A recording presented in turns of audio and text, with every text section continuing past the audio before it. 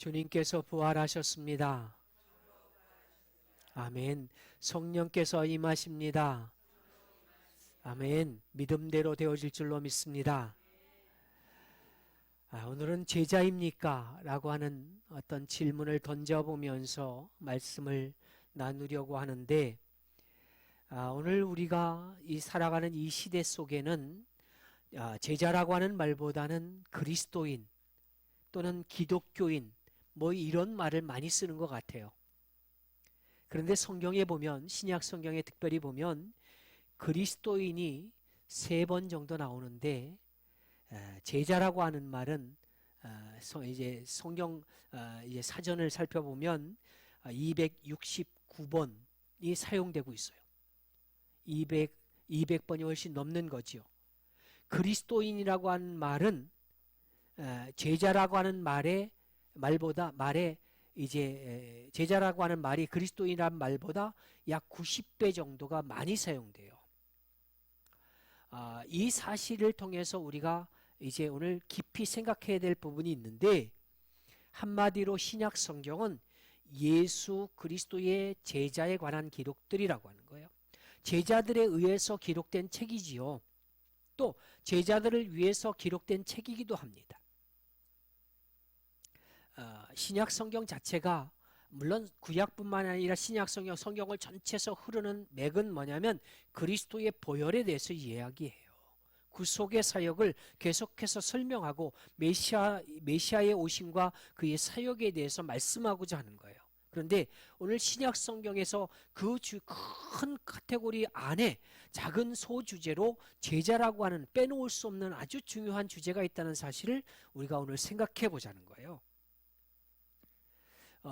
초대교회 교인들은요, 성도들은 교회의 일원으로서, 교회 공동체의 한 사람으로서 교인의 삶을 시작한 게 아니에요. 예수 그리스도의 가르침을 따라서 살려고 하는 제자로서 신앙을 시작했다는 거예요. 교회 자체에 사람들이 모여있는 이 모임 자체에 매혹된 게 아니라 예수 그리스도의 제자를 통해서 보여지는 예수 그리스도의 삶의 모범, 정신, 가르침에 매혹된 거예요. 예수 그리스도라고 하는 그분의 인격과 가르침, 그분의 정신과 가치관에 매혹된 거예요. 그리고 그것을 따르고자 한 거예요. 그런데 지금은 어떠냐면, 물론 제 기호일 수는 있어요. 그런데 교회의 교인이 된 것은 교인이 되면서 일원으로서 신앙을 시작하는 것 같아요. 그냥 이 교회의 공동체의 한 사람으로 그냥 참여하는 것, 이렇게 신앙을 시작한다는 거예요. 교회라고 하는 사람들의 모임에 그냥 들어오는 것으로부터 신앙생활을 해요. 그리고 반면에 제자라고 하는 생각을 어떤 생각을 갖고 있냐면, 신앙적으로 많이 성숙한 사람들이, 교회를 좀 오래 다니고 좀 훈련을 많이 받은 사람들이 선택하는 특별한 과정, 이렇게 생각해 버리는 거예요. 그렇게 생각하다 보니까 우리가 이제 우리 교회도 제자훈련 뭐 이런 과정이 양육훈련 과정이 있는데, 많은 교회들이 이 과정을 다 가지고 있어요, 사실은. 그런데 제자훈련조차도 예수님의 인격과 성품을 닮으려고 하는 것보다는 어떤 자격을 얻기 위한 과정 정도로 이해해 버리는 거예요. 뭐 직분을 받기 위해서 이 과정을 거쳐야 된다든지 뭐 이런 과정이에요. 지금은 책이 절판됐는데, 한국에서는 절판이 됐는데, 제자 삼는 사역의 기술이라고 하는 책이 있어요. 리로이 아임스라고 하는 사람이 쓴 책인데요. 이 책이 20여 년 전에 한국에 들어왔을 때만 해도요, 굉장한 센세이션을 일으켜요. 많은 교회들이 이 책의 영향을 받아요. 저도 이미 받은 것이고, 많은 교회들이 이 영향을 받아서 이 프로그램에 맞춰서 이제 이 사람의 책처럼 거기에 맞춰서 프로그램이 짜여져요. 이 책에서 이야기하는 그리스도인의 삶을 3가지 수준에서 나눠 놓거든요. 교회 안에는 세 가지 수준의 교인이 있다는 거예요. 먼저 초신자, 두 번째는 제자, 그리고 세 번째 일꾼이 있다는 거예요. 교회에 처음 등록을 한 사람을 우린 초신자 이렇게 얘기하잖아요. 새가족, 새신자. 그리고 그 사람이 들어와서 새신자로 들어온 다음에 각각의 어떤 과정을 거쳐서 교회의 지도자로, 리더로 세워지는 것을 그 책에서 이야기하는 거예요. 지금까지 말씀드린 것만 가지고도 이미 대다수의 교회에서 그냥 일반적으로 사용하고 있는 모습이에요. 제자와 일꾼은 전도라고 하는 것을 통해서 새가족을 교회로 이제 불러들이는 거예요. 전도를 꼭 해야 되는 거예요. 그리고 초신자는 새가족은 양육을 통해서 제자가 돼야 되고, 또 제자는 다시 이제 기도와 이제 말씀을 통해서 무장해서 초신자를 일꾼이 되어서 초신자들에게 전도해야 돼요. 이게 어떤 사이클을 이루어가는 거예요. 전도돼서 온 사람을 초신자라고 하면 그 사람이 제자 훈련을 받아서 제자가 되고, 또 일꾼이 되는 그 이제 성령 훈련을 받았고, 훈련을 받아서 일꾼이 되면 또 다른 사람들을 이제 전도해서 세워나가는, 이게 이제 사이클이 돼버려요. 이게 왕성한 교회가 성장하는 거예요. 이거는 지금도 변함없어요. 그래서 여러분들이 각자 전도의 열정을 가지고, 제가 광고 시간에도 잠깐 말씀을 드렸습니다마는 제가 마음속에 품고 기도하는 것들이 끊임없이 이 교회를 위해서 기도하는 것 중에 두 가지는 변하지 않아요. 우리 교회 어린아이, 아주 어린아이부터 아주 노년에까지 전 교인이 11조 하는 교회. 수입이 얼마나 됐든 그것이 단돈 100원이라고 할지라도 그렇게 드리기 시작한. 왜냐하면 성경이 약속된 축복이 그 안에 있으니까요. 저는 모든 성도들이 주님이 허락되어지는 영과 육의 모든 복을 함께 누리길 원하기 때문에 이 마음을 품고 기도하는 거예요. 또 한 가지는 우리의 삶, 그리스도인을 부르신, 우리를 부르신 목적이 전도에 있거든요. 하나님 나라에 있거든요. 그래서 다른 사람을 낚는 어부가 되게 하려고 우리를 부르셨기 때문에 그 부르심에 따라서 모든 성도가 전도자로 세워지는 것, 이게 제 기도의 제목이고 소원이기도 합니다. 근데 이 책이 그걸 얘기하는 거예요. 그래야 교회가 성장하는. 굉장히 좋은 내용이고요. 감동을 많이 받았고, 그동안 이 책 때문에 한국 교회가 굉장히 많이 성장했어요. 그런데 요즘에 들어서 이제 기도하는 중에 이 시스템에 대해서 고민하다가 몇 가지 의문점이 생기면서 질문이 생기더라고요. 과연 초신자가 양육을 받아야 제자가 되는 걸까? 이런 고민이 성경을 읽다 생기는 거예요. 좀 더 정확하게 말하면 초신자 다음 단계가 제자인가? 이런 고민이 생기는 거예요. 제 안에서. 우리는 불신의 사람이 예수를 믿고 신앙 안으로 들어오면 그 사람을 뭐라고 부르냐면 성도라고 불러요. 때로는 그리스도인이라고 불러요. 또 기독교인이라고 그렇게 불러요. 지금의 우리의 개념으로 보면 새가족이 그리스도인인 거죠. 예수를 믿어서 교회 안에 들어오면 그리스도인이 돼, 성도가 돼.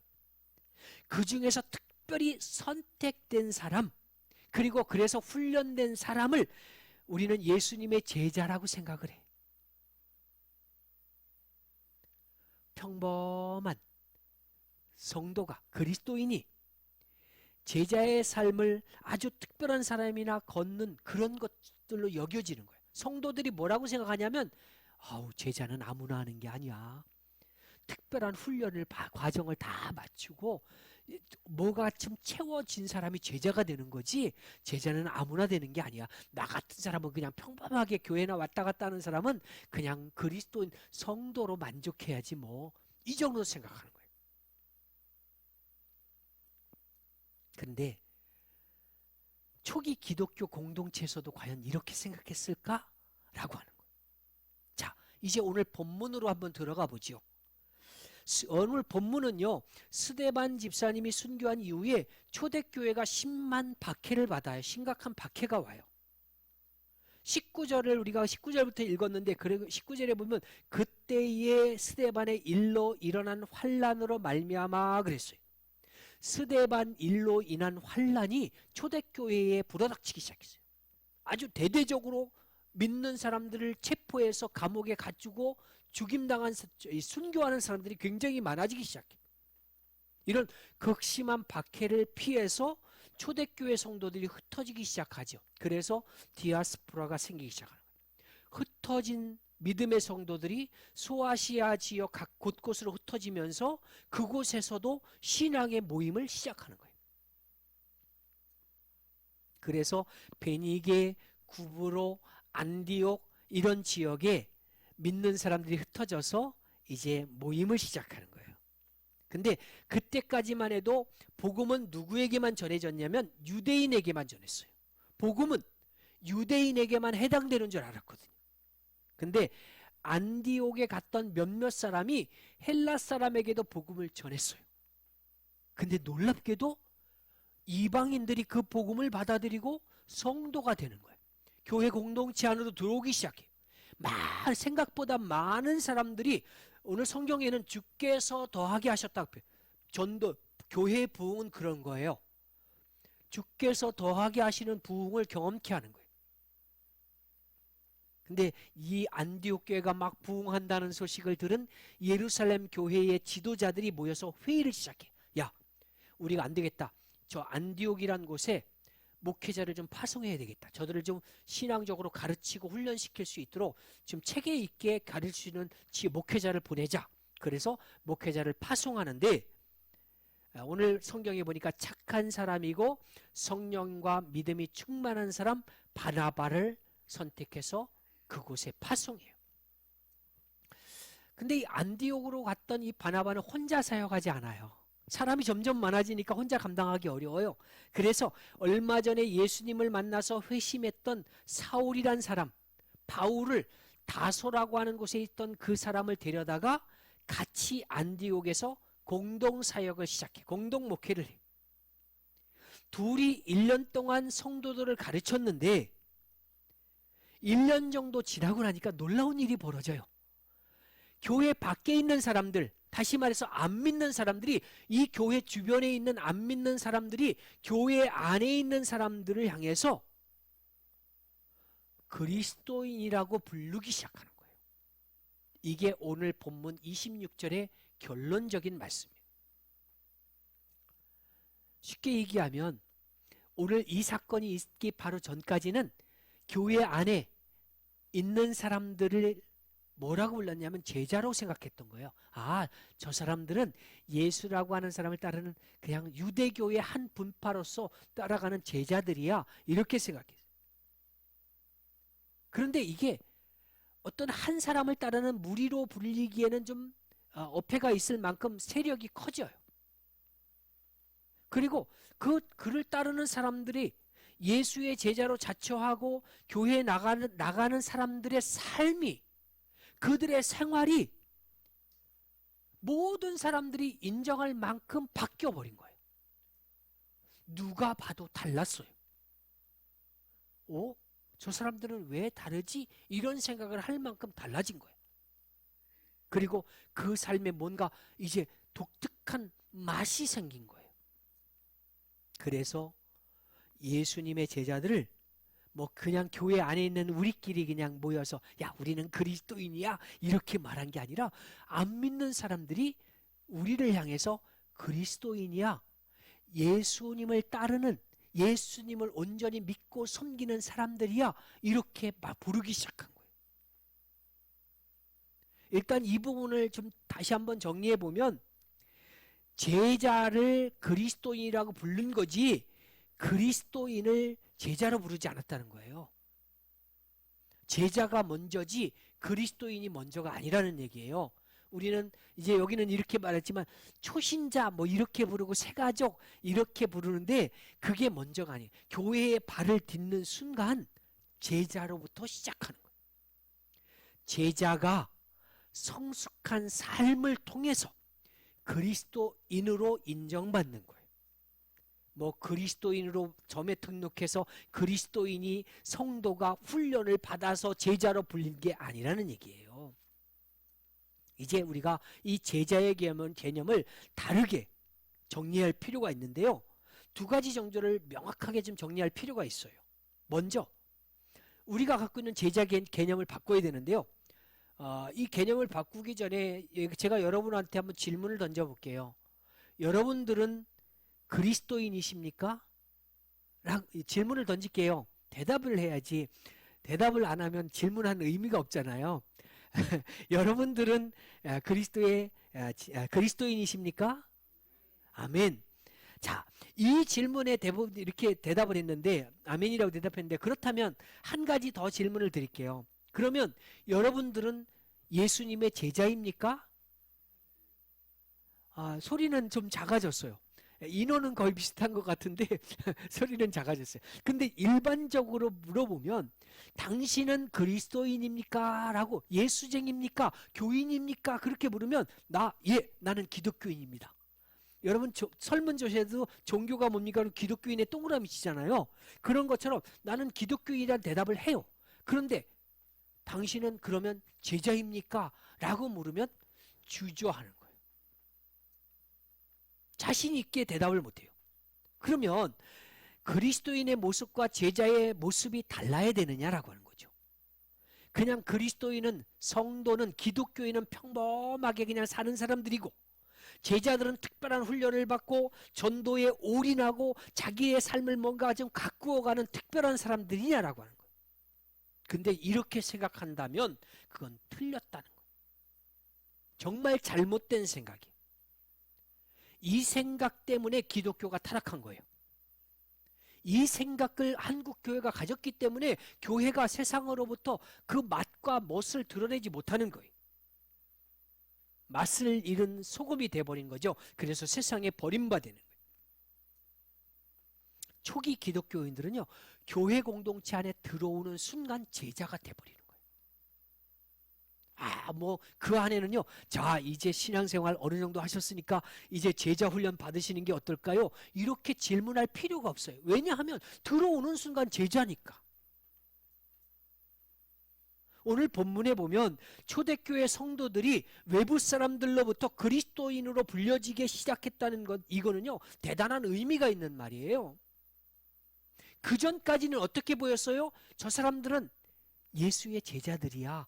제자들로 불려졌어요. 그런데 이제는 뭐라고 불려지냐면 그리스도, 예수를 믿는, 소위 말한 예수쟁이라는 거예요. 정말 예수가 있는 삶을 살아가는 사람들, 이렇게 불려지는 거예요.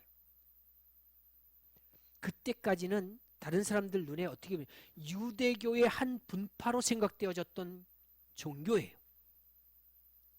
유대교에 예수라고 하는 좋은 선생님이 있었는데 좀 다른 사람과 다른 교훈을 가르쳐서 그를 따르는 무리라고 생각했던 거예요.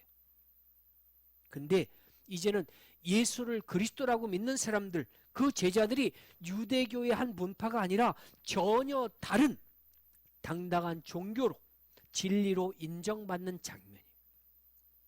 사람들이, 안 믿는 사람들이 그들을 인정하기 시작했다. 뭐 때문에? 물론 숫자적으로 교인들이 많아졌기 때문인 것도 있겠지만 그것만이 아니에요. 외형적인 성장물 때문에 그런 게 아니라 성도들의 내면의 삶이 외인들 보기에 매혹적이었다는 거예요. 향기가 있었다는 거예요. 뭔가 빛이 나는 거예요. 맛이 느껴졌던 거예요. 그들의 생활에서 나타난 삶이 좀 달랐다는 거예요. 그들의 삶에는 어떤 상황 속에서도 사라질 줄 모르는 그런 평안이 있었어요. 그들이 평안한 삶이었느냐? 환경적으로는 아니었어요. 그들의 삶이 평안하지 않은 삶이었는데 그들 내면에 평안이 있어요. 얼굴에 화색이 돌아요. 근심빛이 없어요. 그리고 그들의 삶에 사랑이 안팎으로 드러나기 시작해요. 꽉 차 있어요. 모여든 자기들끼리도 사랑을 나누고 밖으로도 그게 막 보여지는 거예요. 밖에 사람들에게 초대교회가 구제했느냐? 그건 아니에요. 교회 안에 들어온 사람들을 서로 보살피고 보듬어 안고 그들에게 구제를 했어요. 그러니까 교회 안에 있는 성도들을 여러분들이 더 많이 섬겨야 돼. 물론 교회 밖으로도 우리가 사랑을 베풀어야 되지만 그게 먼저가 아니에요. 그 안에서 서로 사랑하고 안에서 불평하지 않고 서로 욕하고 나뉘어지고, 그러니까 교인들이 나가서 교인 욕하고 목사 욕하고 그렇게 하면 교회는 절대로 부흥할 수 없다는 거예요. 왜? 그리스도인의 모습이 안 나타나니까. 우리끼리 서로 사랑하는 모습, 우리끼리 먼저 잘 되는 모습, 평안한 모습, 막 기쁘고 즐거운 모습, 행복해진 모습이 밖에 사람들한테 감추었는데도 막 보여질 때 믿는 이들의 수를 더하게 하시는 하나님의 부흥이 나타나기 시작하는 거예요. 이들은요, 핍박 가운데서도 그 믿음이 견고해져서 흔들리지 않았어요. 그런 부분들이 결국 세상 가운데 어떻게 드러나냐면 빛으로 드러나는 거야. 생명을 거는 정의가 그들 삶 가운데 나타났기 때문에 들어오는 거예요. 그러면서 세상 사람들이 속속이 교회 안으로 들어오기 시작해. 기존에 등록한 성도들이 예수님의 인격과 성품을 담고 삶의 모본과 정신을 따르고 그분의 가치관과 가르침대로 살았던 거예요. 그냥 살았던 거예요.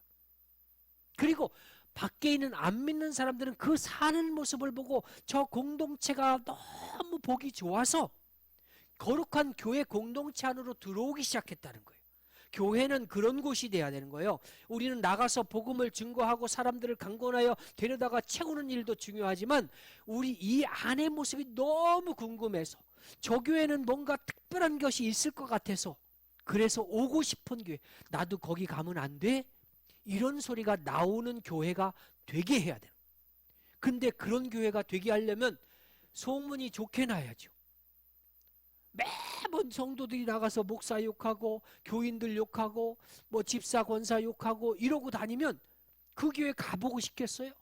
아, 우리 교회 좋아, 정말 행복해, 얼마나 서로 사랑이 넘치고 정이 얼마나 넘치는지 몰라, 그냥 모이는 것 자체만으로도 행복해, 이렇게 소문을 자꾸 내야, 아니 실제로 그렇게 돼야 이 교회가 부흥하는 거예요. 신앙하는 그때 누가 말하지 않아도 가르치지 않아도 이미 제자의 삶을 시작해야 되는, 결단을 하고 제자의 길을 걷기 시작해야 되는 거예요. 교회의 일원으로 시작하는 게 아니거든요. 신앙의 시작은 교인으로 시작하는 게 아니라 제자로 시작하는 거예요. 교회에 발을 들여놓는 순간 제자의 삶이 시작되는 거예요. 그렇게 시작하면 그들의 신앙의 질이 높아질 수밖에 없는 거잖아요. 신앙의 수준이 높아져야 되는 거잖아요. 사회적으로도 믿지 않는 사람들과 비교할 수 없을 정도의 도덕적인 수준이 생겨야 되는 거잖아요. 그걸 지금 말씀드리는 거예요. 달라야 된다는 거예요. 집사, 권사 정도 돼야만 조금 달라져야 되는 게 아니라 교회에 등록하는 순간부터 나는 제자야. 그래서 달라져야죠. 그게 교회와 신앙의 능력이 되는 거예요. 그때 놀라운 기적들이 나타났고 하나님이 전적으로 함께 행하셨어요. 이제 우리가 제자의 개념을 바꾸자는 거예요. 그냥 뭐 신앙은 평범한 교인으로 시작하고 제자는 특별한 사람만 하는 게 아니다, 그렇게 바꿔야, 나는 제자다, 이렇게 생각. 제자의 길은 선택이 아닙니다. 필수예요. 교회에 발을 들여놓는 순간 여러분은 다 제자가 된 거예요. 제자로서 때로는 특별한 훈련을 받아야 될 때가 있어요. 훈련을 해야 되니까. 그러나 나는 제자라고 하는 평범한 자기 의식 수준이 먼저 돼야 되는 거예요. 우리가 제자의 삶은요, 특별하기도 하지만 또 평범하기도 해야 되거든요. 외인들이 볼 때는, 안 믿는 사람이 볼 때는 특별해야 돼. 그래서 수준이 좀 달라야 돼. 삶과 생활과 가치관과 태도와 행동이 달라야 돼. 높은 기준이 있어야 돼. 성직자는 성직자대로, 성도는 성도대로 이 생활적인 도덕적인 수준이 달라야 돼요. 똑같이 세상 사람들보다 더 못하게 이제 음란하고 추악하고 거짓말하고 이제 그렇게 살면 안 돼요. 여러분은 분명히 세상의 빛이어야만 하는 겁니다. 세상의 소금이어야만 하는 거예요. 그러나 반면에 교회 내부에서 우리끼리는 평범해야 돼. 서로. 우리끼리는 제자로 산다는 것이 특별한 것이 아닌 거예요. 왜냐하면 모두가 제자니까. 저 사람만 뭐 제자고, 저 사람은 권사님이라서 제자고, 나는 그냥 성도라서 그냥 교인이고, 이렇게 생각하면 할 필요 없다는 거예요. 교회 안에서는 누구나 제자예요. 그리고 누구나 다 특별해요. 우리는 교회의 일원으로 소속되기 위해서 이곳에 온 사람들이 아닙니다. 예수님의 삶과 인격을 닮아서 그 삶을 살아내기 위해서 열심히 배우고 연습하고 연마하고 훈련하기 위해서 우리 신앙을 시작한 거예요. 그래서 신앙은 혼자 할 수 없는 거예요. 혼자서도 기도하고 혼자서도 예배할 수 있다고 말하지만 그러면 신앙이 올바로 성장할 수는 없어요. 함께 해야 돼. 자기의 고민을 이야기하고 말씀으로 훈련받고 양육받고 중보하며 그렇게 함께 세워져 가야 되는 게 교회예요. 여러분 모두는 제자로 시작하셨다는 사실을 분명하게 잊지 않기를 바랍니다. 그리고 나서 필요한 게 뭐냐면 예수 그리스도의 제자의 견습성의 자세를 가지고 삶을 살아야 돼. 견습생이라는 거 한문으로 보면 도제라고 하는 단어가 있어요. 어떤 위대한 정말 훌륭한 장인이 있는데 누군가 그 기술을 배우고 싶어서 그 제자로 들어가죠. 그러면 처음에는 연습생, 견습생이 되는 거예요. 도제가 되는 건데요. 근데 처음에 난 당신의 제자가 되겠습니다. 그리고 받아주십시오. 그리고 무릎 꿇고 막 사정을 해서 제자로 받았는데 오자마자 바로 기술을 가르쳐 주는 게 아니잖아요. 기술과 전혀 상관없는 것부터 시작해. 빨래하고 물 길어오고 밥 짓고 청소하고. 옛날엔 이게 더 심했어요. 요즘은 이렇게 시키면 인터넷에 띄워버려. 선생님은 지금 뭘 가르치고자 하는 거냐면 배우기 위한 자세를 가르치는 거예요. 기술을 배울 만한 자세가 돼 있어야 그가 기술자로 온전히 성공할 수 있기 때문에 아무것도 아닌 것 같지만 쓸데없는 거 자기 신부님이라 시키고 자기 종처럼 부리고 이러는 게 아니에요. 정말 필요한 훈련을 시키는 거지. 진짜 이 견습생 기간에 뭘 준비해야 될까? 뭘 우리가 예수의 제자로서 견습생의 시간을 보낼 때 어떤 걸 준비해야 되냐면 절대 순종을 배워야 되는 거예요. 선생님 말이라면 배추를 거꾸로 심어라 그래도 거꾸로 심어야지. 아니야. 내가 배운 바는 똑바로 심어야 돼. 우리 선생님은 공부만 많이 하셔서 농사를 못 배워서 그렇게 말씀하셨는지 모르지만 똑바로 심어야 돼. 그리고 똑바로 심으면 안 된다는 얘기예요. 얼마 전에 택배를 교회에서 필요해서 이제 두 군데에서 똑같은 걸 여기 칸막이를 하려고 비말이 안 튀게 하려고 했는데 제가 설치해 보니까 깝깝해서 예배를 못 드리겠더라고. 그래서 다시 반품을 한다고 두 군데 이제 다 신청을 반품 신청을 했는데 이게 계속 잘못된 곳으로 가는 거야. 바꿔서 가는 거야. 두 번째는 제가 쪽지를 써놨어요. 이거는 어느 택배회사에서 어느 회사로 가야 되는 물건입니다. 그리고 쪽지를 두 군데 다 붙여놨어. 근데 처음 온 사람이 택배기사 아저씨가 목사님이 이거 잘못 써놨네. 이건 이렇게 그리고 자기가 알아서 나한테 전화도 안 하고 바꿔서 붙이고 자기 가져가 버렸어. 그래서 택배비만 얼마나 많이 제가 물었는지 몰라요. 나중에 전화를 하니까 그분이 목사님 죄송해요. 제가 목사님이 잘못 붙여놓은 줄 알고 그렇게 했어요. 그래서 그렇게 말하면서 택배비 물어드릴게요. 그러는데 좀 안타깝잖아요. 자기 딴에는 교회를 생각해서 목사님 생각해서 한 건데 그래서 택배비 안 받을게요. 괜찮아요. 그랬더니 그 다음날 수박을 한 통을 갖고 왔더라고요. 지난주에 여러분이 잡수신 수박이 그 수박이에요. 근데 우리 신앙생활 하면서 순종은 그런 게 아니에요. 그냥 시키는 대로 하는 게 순종이지 자기 생각에 맞게 이게 틀린 것 같아. 아니에요. 연습생 기간 중에 필요한 건 순종이 절대 순종.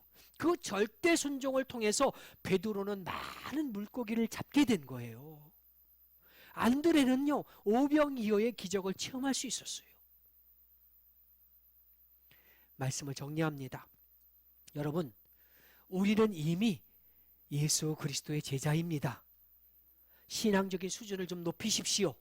삶의 도덕적인 수준도 높이십시오. 모든 사람 다 이렇게 하는데 이렇게 말하지 마십시오. 목사는 목사대로 도덕적인 수준을 높이고 여러분은 여러분대로 좀 다르게 사셔야 돼. 그래서 저 사람은 달라. 예수 믿는데 이 소리가 저절로 나오게 하시란 얘기예요. 언어가 바뀌고 생각이 바뀌고 가치관이 바뀌어야죠. 그게 제자의 삶이에요. 똑같으면 안 됩니다.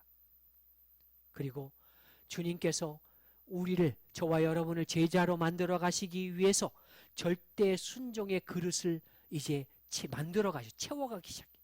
그러면 주님께서는 그 순종이라고 하는 그릇에 가장 소중한 제자의 모습으로 가득 채워주시게 될 줄로 믿습니다.